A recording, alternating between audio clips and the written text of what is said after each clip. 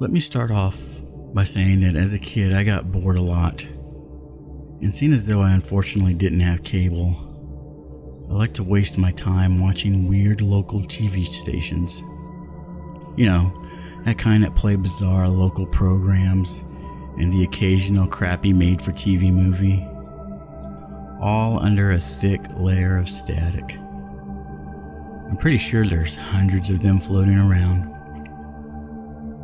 There was one around where I lived, and it was definitely weird.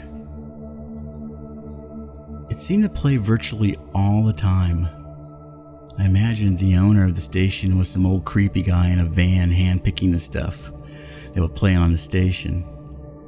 It really was a pathetic excuse for a channel. I wonder to this day what the point of it was. I'm completely sure that no person would have wasted an hour and a half of their damn life watching some lousy 60s buddy cop comedy in between Henry Winkler trying to sell them some reverse mortgage. Well, except for me, of course. Like I said, I really had nothing better to do. The picture and sound quality sucked too. It was like watching TV on an oversized monochrome white bright while listening to one long sustaining ear-splitting electronic fart. Well, maybe not quite like that, but it was pretty close. Anyways, most of the stuff they played was, as I said, local. Stuff like animated cartoons, short films, and sometimes even music videos. I use the terms music and video very loosely. It was usually just some stupid 90s pop punk song playing against a very low quality looping video of clouds or something equally as boring. There was even one time when they broadcasted a depressing looking talent show. There were also other times when an actual Hollywood movie would play. The only ones I really remembered were A Few Good Men and some dumb comedy with, I think, Danny DeVito. Another bizarre thing about the station was that about half of the commercials were the "call this number if you've been affected by asbestos." The other half were usually commercials for terrible as seen on TV products. I even remember seeing some ads for phone sex hotlines too. Yet another anomaly about the station was that there was no bumpers before or after the commercial breaks.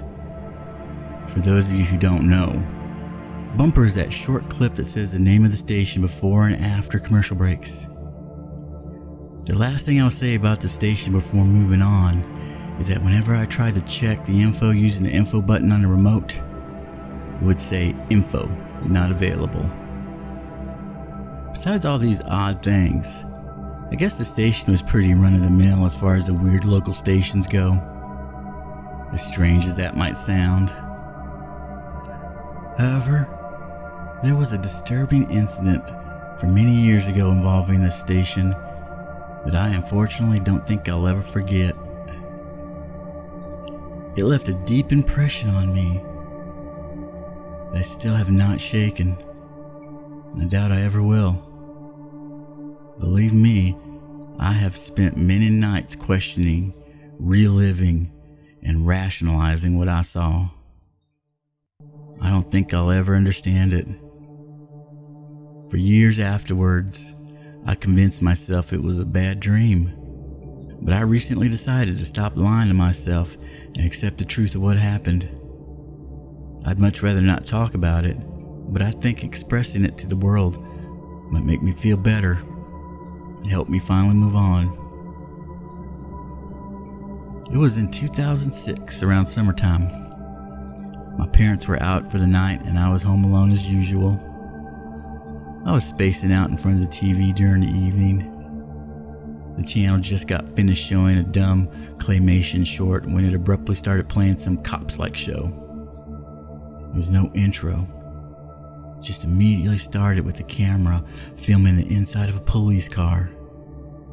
The car drove around a small suburban neighborhood at night. I didn't recognize where the show was being filmed. I don't want to give out too much info about myself, but I can assure you that the environment in the video looked nothing like where this station was supposed to be. I lived in a large city at the time, and the nearest suburban area was several hours away. Moving on, the camera never showed the cop's face, instead focusing on the road and the surrounding environment. There was no dialogue at all during the program. I can now assume it was unedited, since it appeared to be in one long take. At the time, I was pretty fascinated by the show, albeit a little creeped out. Why would they show some apparently unfinished cop show episode? How did they even get access to it? And there was no intro. Despite these thoughts, at the time I was actually pretty happy they were showing something at least halfway interesting. I excitedly sat up and got ready to watch some crackheads get tasered. Unfortunately, there was nothing like that at all.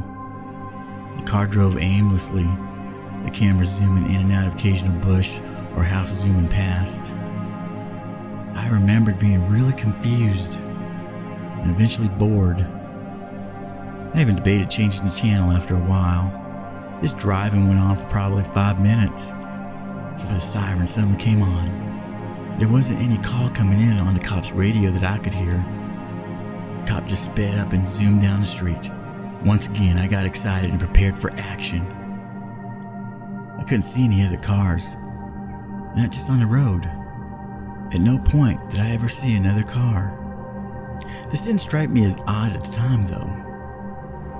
Eventually, they arrived at what I assumed was the outskirts of town. There were several debilitated-looking huts and the occasional abandoned warehouse. The car slowed down as they drove around, apparently searching for something. Soon, a very large warehouse came into view. As soon as it was visible, the car stopped. And when I say stopped, I mean stopped, as if on a dime. 1 second the star was zooming along, and the next it was completely still. This is where I got uncomfortable. Was what I just saw possible? I doubt it was cut in the video, because the sound of the siren was uninterrupted during the stop. The siren was then turned off, as well as the headlights. The camera then began zooming in on the warehouse and slowly seemed to scan the windows and entrances, apparently waiting for something to happen or someone to come out. My heart started hammering in my chest as this was going on. Something about this video show, or whatever it was, seemed unnatural. Anxiety was pulsing through my body so much that my ears started ringing. I had the feeling that something terrible was going to happen soon.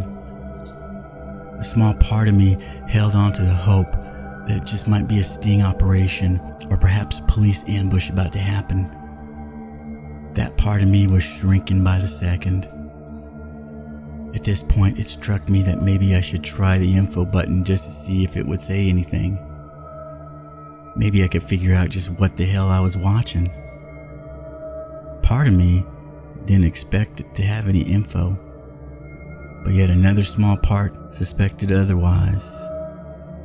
And almost unsurprisingly, something did come up. The show's title. Before I could even begin to comprehend this, something on the TV stole my attention.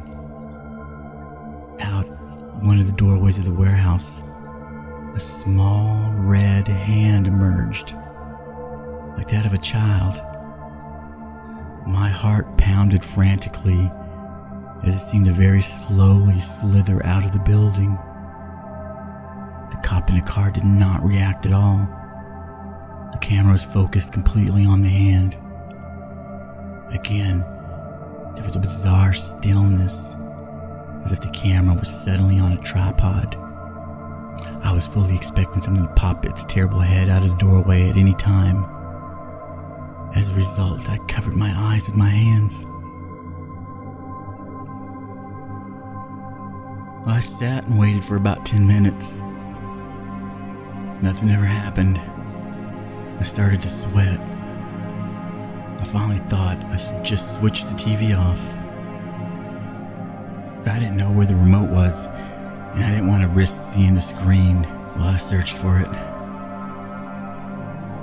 As I was waiting, I vowed I would never watch this channel or anything like it ever again.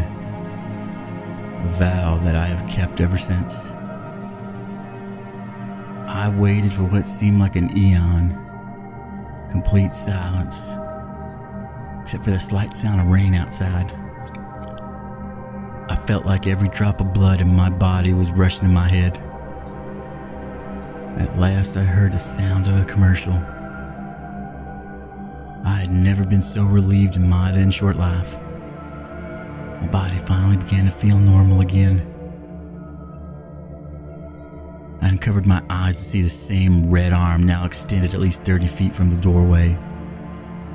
The arm was shuddering and contorting into impossible, grotesque shapes. It bent like rubber. I could see some type of fluid being flung off it as it flailed about. An extremely high-pitched and loud hissing sound blew out the TV. After a few moments, I could even see the fingers on the hands breaking off and flying away as the arm convulsed even more violently. I sat slack-jawed and stiff as I watched, with my hands over my mouth. My vision grew blurry, and it felt like my eyes were trying to squeeze out of my head. My hearing became muffled, and my ears began buzzing as they were bombarded with the hissing from the TV. My hands started shaking and my arms twitched. My mouth was bone dry. My head throbbed and my stomach felt sick. I was bathed in cold sweat. My heart dropped down to my feet. It felt as if every cell in my body was panicking. After all the fingers, and eventually the hand broke off, the arm fell to the ground and began to shrivel up rapidly. It shrank and wilted until it finally crumbled in a small pile of dust near the doorway. I barely had time to blink before I witnessed several more identical red arms appear at the same doorway. But they didn't convulse. Instead, I watched them all instantly shoot hundreds of feet up into the night sky. The camera zoomed completely out to show that they were all still emanating from the doorway as they flew into the sky. The camera showed dozens upon dozens of arms appearing out of every possible opening of the warehouse, doors, windows, and even through holes in the warehouse roof. The arms all met up in one single point high in the sky and started forming a giant mass of wet and writhing red flesh.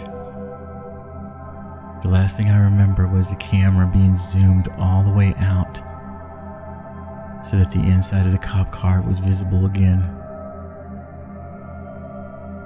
The cop opened the door and slowly stepped outside as the massive arms rapidly grew in size.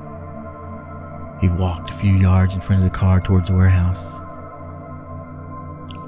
As the cop turned around to look at the camera, an arm quickly broke away from the mass, grabbed the cop by the head, and instantly pulled him hundreds of feet in the sky into the massive arms. As the cop disappeared into the squirming pile, the camera was slowly and calmly placed on the floor of the car as it was still filming. The hissing sound ceased, and I could hear my ears ringing again. An unbearable silence occurred for a few seconds before there was some movement by the cop car. The camera fell on its side as the car rumbled violently. The driver's side window was now in frame. It showed the car was slowly being lifted into the sky by the hordes of arms. No cameraman was seen in the passenger seat. My memory fails after this point. I think I blacked out or something like that. I can only remember waking up a couple of hours later I was lying face down on the carpet a few inches away from the TV. To this day, I have no idea how I ended up on the floor, when I clearly remember being several feet away on my couch before blacking out. Truth be told, I don't think I want to know. The next day, I remember nervously checking the station to see if it would show anything, but it didn't. In fact, I couldn't even get it anymore. To this day, I still can't. I guess that's for the best. Anyways, for a while after this whole thing, I gave up on TV completely. In fact, I'm pretty sure the night after the incident, I asked my dad to take my TV out of my room.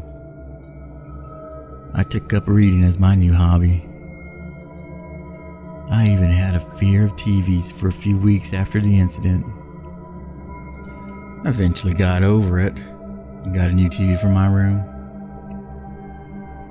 Suffice to say, I didn't tune into a weird station ever again. I've never told anybody about what happened. Obviously, I knew they would never believe me. After a while, though, life began to get back to normal. Eventually grew up, moved out, got my own apartment. I buried the incident in my subconscious and eventually forgot about it. Like I said earlier, I made myself believe it was a nightmare. It was a much easier concept to digest.